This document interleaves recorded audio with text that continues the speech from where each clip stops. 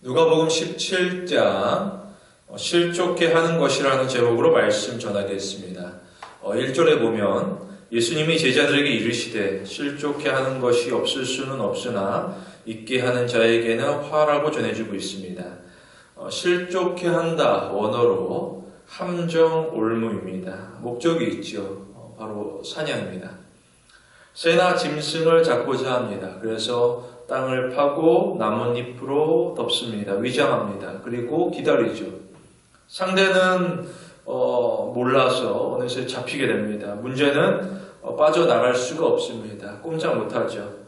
세상에 참 많습니다. 여기저기 있죠. 조심해야 됩니다. 그런데 신앙 공동체 안에서도 어떤가 있다라는 것입니다. 그리고 많다. 스스로 조심해야 됩니다. 성경에 실족해 하는 것이 없을 수는 없다라고 알려주고 있어요. 다시 말해서 반드시 있다. 주의해야죠. 나아가서 실족해 하는 자에게는 어떠하느냐? 화라는 것입니다. 실족하는 자만 주의하라고 말하지 아니하고 실족해 하는 자에게 이야기하는 것은 아예 올무나 함정을 놓지 말아라 아니면은 화라고 이야기하게 됩니다. 여기서 화라는 것은 감탄사예요. 참 특이하죠. 오라 정도로 말이 문장으로 나오지 않습니다. 목에서 딱 막히게 돼요. 그만큼 두려운 상황, 말이 안 나오는 상황입니다. 마치 불에 던져지는 것과 같아요. 불에 던져지면 끔찍하죠. 고통 가운데 말문이 막히는. 그런데 그것이 또한 끝나지 아니하고 영원히 타는 것을 가리키게 됩니다. 실제로 이 고대 로마에서 행하는 사형 방법이었습니다. 대상은 극악한 죄인을 상대로 하여서 불에 넣게 됩니다. 유대인들이 다 알고 있죠. 그래서 겁이 나게 됩니다. 우리가 조심해야 됩니다. 우리가 조그마한 것도 우리가 주의하고 조심합니다. 베드로후서 1장에 보면 더욱 힘써 믿음의 덕을, 덕의 지식을, 지식의 절제를, 절제의 인내를, 인내의 경건을, 경건의 형제 우애를, 형제 우애의 사랑을 공급하는 공동체가 되라고 이야기해주고 있어요. 우리는 하나님의 뜻을 따라서 생명으로 인도함을 받게 됩니다. 그래서 우리는 더욱 힘써서 믿음의 덕을, 그리고 덕의 지식을, 지식의 절제를, 절제의 인내를, 인내의 경건을, 경건의 형제 우애를, 형제 우애의 사랑을 공급하는 우리 아름다운 공동체가 되어야 됩니다. 본문에서 두 가지로 봅니다. 첫째로, 하나님은 신자 중 지극히 작은 자를 할지라도 귀하게 여기세요.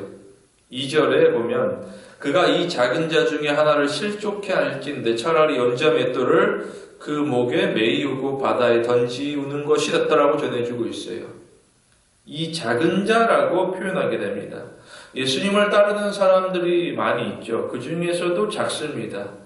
원어로 보니까 매우 작은, 지극히 작은이란 뜻이에요. 작은데 또 너무나도 작은. 그래서 때로는 무시하게 되죠. 그런데 하나님께서는 지켜보십니다. 만일 작은 자 중에 하나라 할지라도 그를 실족해 하면 어떠하느냐? 차라리 연자 맷돌을 그 목에 달고서 바다에 던지우는 것이 낫다라고 이야기해주고 있어요. 이 연자 맷돌이 굉장히 무겁죠. 여기서 연자 맷돌은 앉아서 손으로 돌리는 이런 맷돌 정도가 아니라 나귀가 곡식을 빻아내는 맷돌을 가리키게 돼요. 굉장히 크고 무겁습니다. 근데 이것을 목에 달게 되면은 굉장히 힘들죠. 어깨가 무너지고 다리가 휘청거리는데 이어서 바다에 던지게 되면 도저히 헤엄쳐 나올 수가 없어요.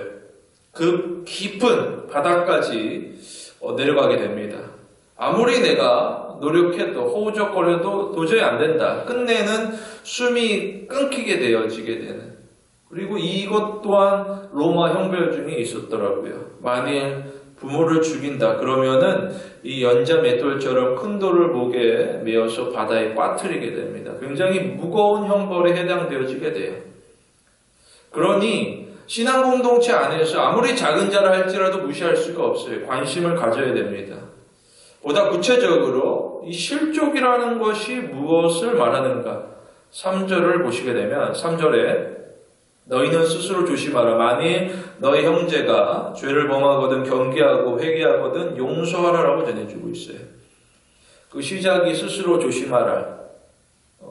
달리 방법이 없다라고 하게 됩니다. 그러면서 실족에 대하여서 드디어 밝히게 되는데 그거 무엇이냐? 바로 죄입니다. 죄. 앞서서 1절과 2절을 원어로 보게 되면은 이 실족이라는 게 문맥상 죄를 가리키게 됩니다. 죄를 짓게 한다라는 뜻을 가지게 돼요. 이게 뉘앙스가 완전히 들리죠. 이 국어사전에 보면 실족은 발을 헛디는 정도예요. 발을 헛디는 정도. 걸음을 바꾸고 주위를 살피면은 헛디지 않습니다. 의외로 간단하고 쉬워요. 그런데 죄를 짓게 한다는 것은 완전히 차원이 틀리죠. 죄는 두렵고 누구에게나 참 조심한다라고 해서 이게 어렵죠.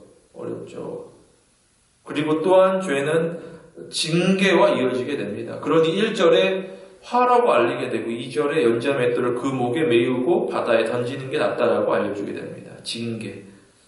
이 3절에 스스로 조심하라라고 강조해주고 있는데 이것은 두 가지를 말하게 됩니다. 먼저로는 다른 사람을 죄짓게 하지 말아라. 둘째로는 자신이 죄 짓지 않게 하라. 여기서 이 조심하라는 이 단어가 독특한데 원어로는 몰두하다입니다. 다시 말해서 다른 사람과 자신이 죄를 짓지 아니하도록 몰두하고 전력을 다하라는 것이에요. 그런데 실상은 어떠하느냐? 넘어지죠. 연약하여서 넘어지게 됩니다. 종종 실족하다라는 이야기를 듣게 돼요. 누가 의도한 것이냐? 그러진 않을 것입니다. 그런데 곧 씻게 되고 그것이 상처로 남게 되어서 굉장히 아파하게 돼요. 우리는 신앙 공동체 안에서 사람을 지나치게 의존하지 않습니다. 언젠가는 넘어질 수가 있어요. 그게 순식간에. 사람을 의지하게 되면 언젠가는 넘어지게 돼요. 교회 안에 참 다양한 사람들이 모이게 되는데 그 이유는 무엇이냐? 하나님이에요. 하나님. 예수님께로 사람들이 모이듯이 오늘날에도 다양한 사람들이 모이게 되는데 각자 처한 환경과 생각이 다 다르지 않습니까? 그런데 예수님이 좋고 하나님이 좋으니 모이게 돼요. 우리가 신앙 공동체 안에서 하나님만을 의지하고 붙들어야 됩니다. 그럼 하나님께서 우리를 실족하지 아니하도록 일으켜 세워주세요. 둘째로는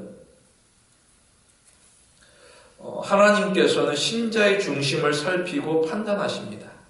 신자의 중심. 이 4절에 보게 되면 만일 하루 7번이라도 너에게 죄를 짓고 7번 너에게 돌아와 내게 회개하노라 하거든 너는 용서하라 라고 전해주고 있습니다. 만일이라고 해서 가정하죠. 그것이 무엇이냐? 하루에 7번 죄를 짓습니다. 참 미워요. 7번. 7번 정도라고 하면은 실수라고 말할 수가 없어요. 이건 고의다. 그런데 그 죄 지은 사람이 7번 돌아와서 회개한다라고 말하게 됩니다. 그럼 또한 당황스럽죠. 나를 놀리는 것 같고 차라리 이럴 바에야 처음부터 안 하고 조심하지, 주의하지. 그럼 훨씬 좋을 텐데. 그런데 죄를 범하고서 또 와서 회개한다라고 말하게 됩니다. 속에서는 이 정도라고 하면 부글부글하게 돼요. 근데 뭐 하느냐? 용서한다라는 것입니다. 이 용서가 듣기는 쉬워도 행하기는 무척 어렵습니다. 감정이 걸리게 돼요. 일단 괘씸하죠. 내 마음이 상하여 있고 치유가 안 되어 있지는. 그러한 중에 또 와서 나에게 죄를 짓고 회개한다. 또 여기서 주의할 것은 이 4절의 7번이라는 것은 횟수만을 가리키는 것이 아닙니다. 1번, 2번. 이렇게 세는 것이 아니라 오히려 이것은 횟수의 무제한을 뜻하게 돼요. 만일 7번을 넘어서 8번 죄를 지었다. 우리 찾아와서 회개한다 라고 말했을 때에 용서해 줘야 된다는 것이 용서해 준다. 다시 말해서 얼마든지 회개하는 자에게는 용서해 줘라. 특히 용서한 이상 다시 들치지 않습니다. 이러면 또 고민이 되죠. 내 마음 가운데 상처가 있고 응어리가 남아져 있는데 자꾸만 상대는 비집고 들어와요. 회개합니다. 자꾸만 해지는 듯 보여요. 그러면 자연히 들추게 돼요. 그런데 용서하라고 하니 왜 이런 말씀을 하실까? 그것은 하나님께서 완전히 완전히 갚아주시기 때문입니다. 오늘 본문은 흥미롭게도 권유형이 아닙니다. 명령형이에요. 하면 좋겠다가 아니라 해라래요. 이유는 간단하죠. 하나님께서 친히 주관하시기 때문입니다. 우리의 중심을 보시고 판단하시죠. 용서를 받는 자도 은혜 있고 반대로 용서하는 자도 은혜입니다.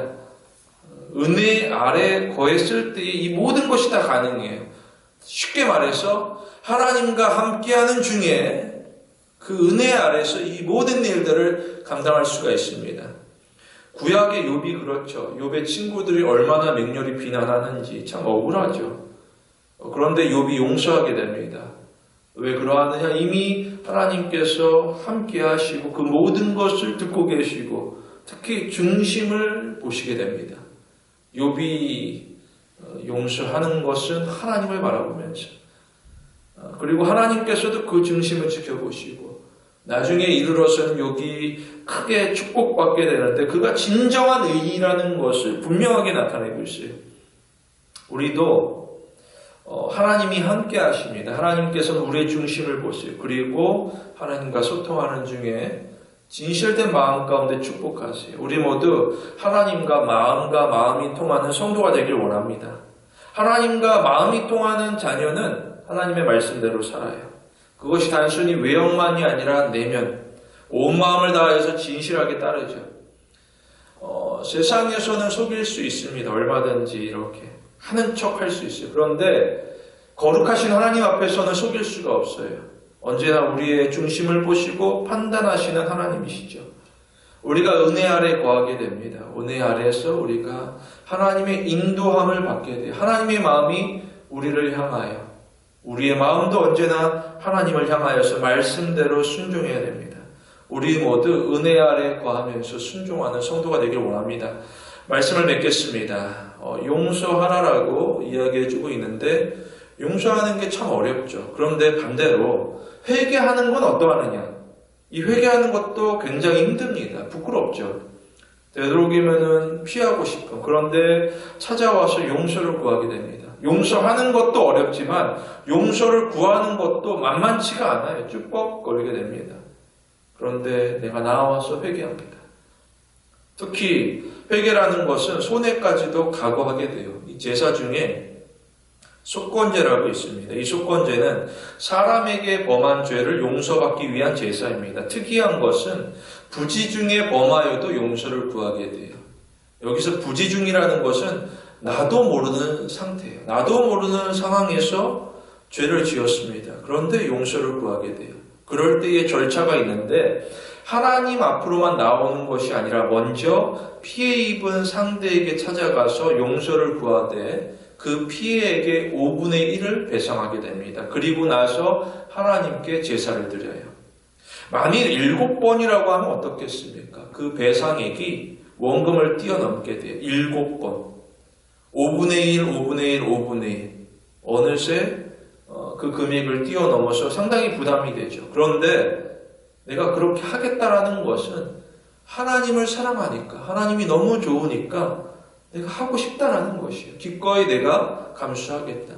여전히 내가 하나님의 은혜 아래 살아가고 내가 하나님의 은혜 아래 내가 붙들고 살아가고 싶다. 그러니까 찾아가는 것입니다. 우리도 은혜를 사모합니다.